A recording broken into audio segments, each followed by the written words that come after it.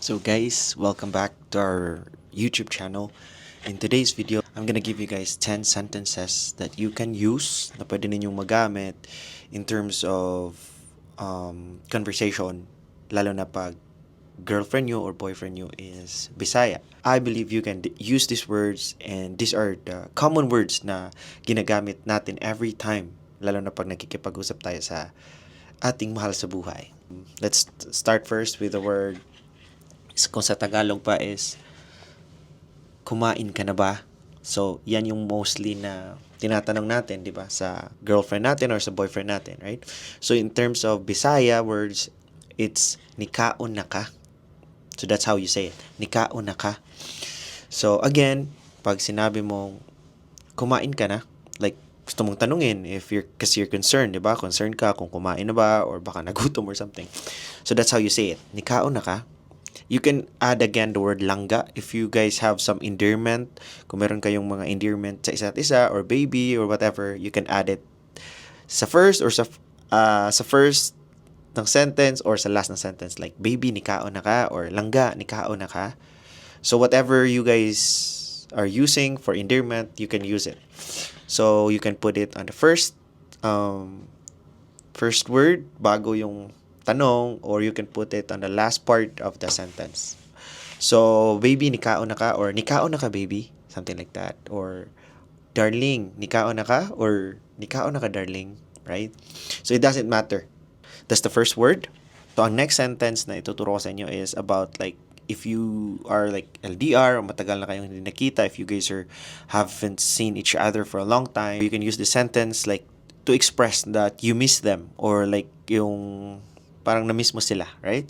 So in Bisaya, the sentence goes like this: gimingaw na ko nimo. Like in Tagalog, it's like nami-miss na kita, or like nami-miss na kita, something like that. But in English, it's also like I miss you, right? So that's the Bisaya sentence for it. So the first one is nikao na ka, then the second one is gimingaw na ko nimo. So I miss you, nami-miss na kita, something like that. That's how you say it in Bisaya.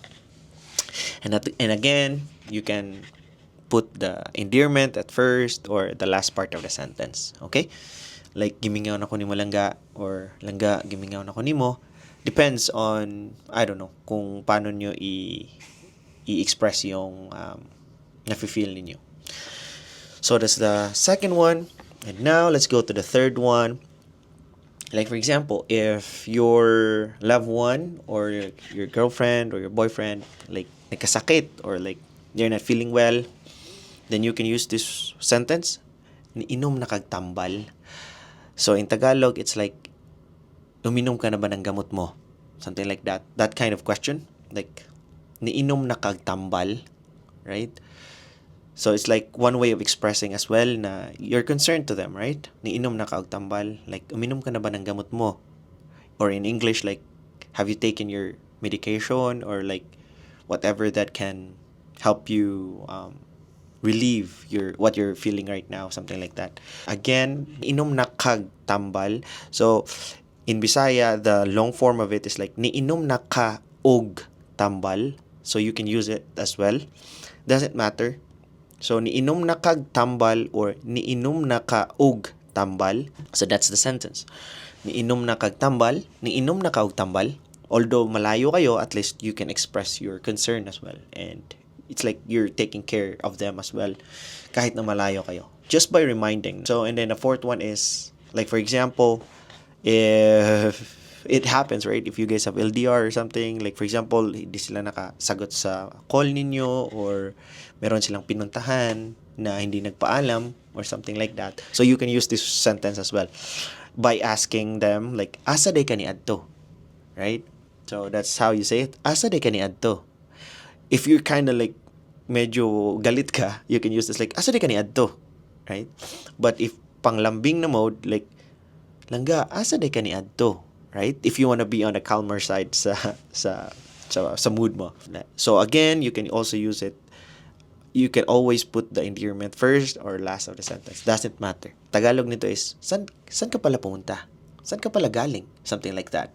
Or in English, like, Where did you go? Why you weren't able to answer the call? So depends pa rin. It still depends on how you use it in the conversation. So that's the fourth one. And now let's go to the fifth one. Like for example, kung matagal nilang nasagot yung call nyo, so and you wanna know why, then ito yung sentence na pwede nyong gamitin. Like, nganong dugay ka nakatubag? Like that. Nganong dugay ka nakatubag? So, in Tagalog is like, ba't ang tagal mo nakasagot? Right? Shows curiosity. Like, kung ano nangyayari. Ba't matagal siya nakasagot? So, I don't know. It's kind of like more on investigation part. Or no, it's kind of like more on a curiosity. Ano, bakit hindi siya nakasagot agad? So, nganong dugay ka nakatubag? So, that's the fifth one.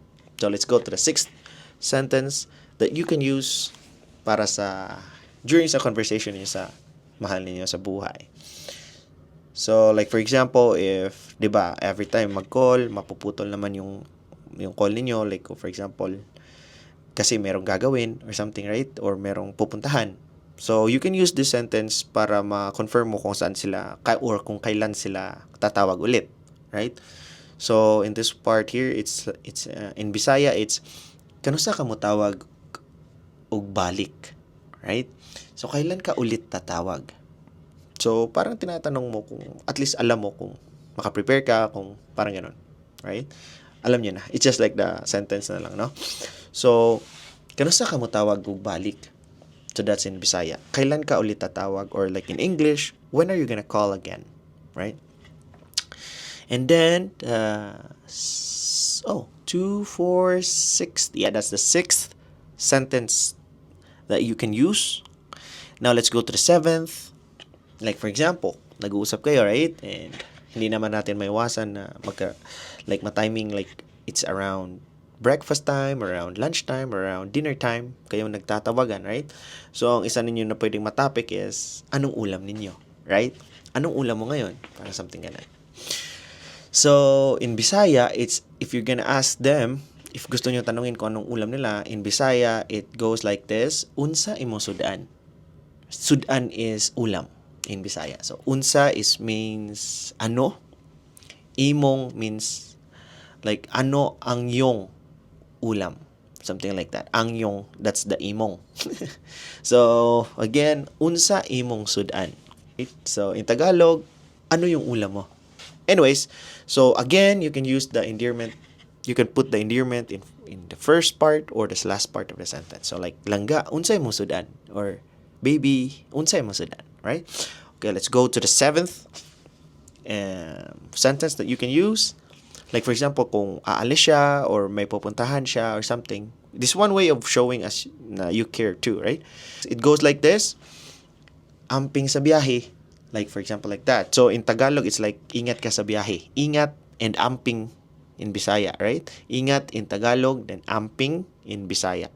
So, ingat ka sa biyahe. So, in Bisaya, amping sa biyahe. Pwede mo din lagyan na amping ka sa biyahe, right?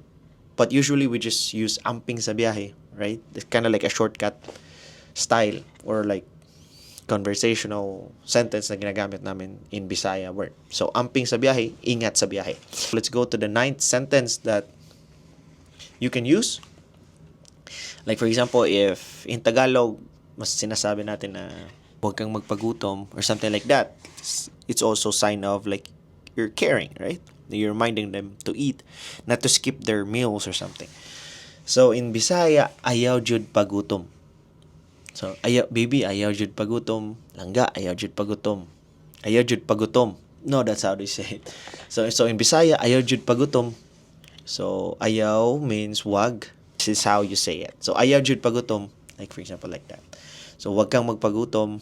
Like, don't skip your meals. So, and the last sentence that I will teach you guys, the last but not the least, ayaw kog kalimti. Like, wag mo kong kalimutan. Like, for example, like that. Like, baby, ayaw kog kalimti.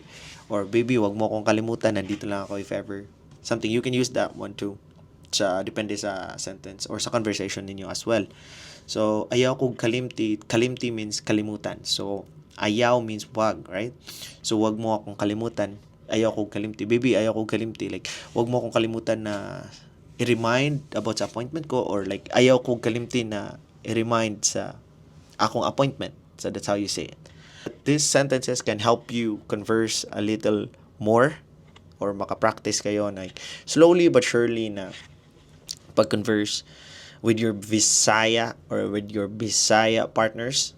So, first word, nikao na ka or kumain ka na ba? Second, also the first sentence that you can use, nikao na ka or kumain ka na ba? Second word, so next is gimingaw na ko nimo.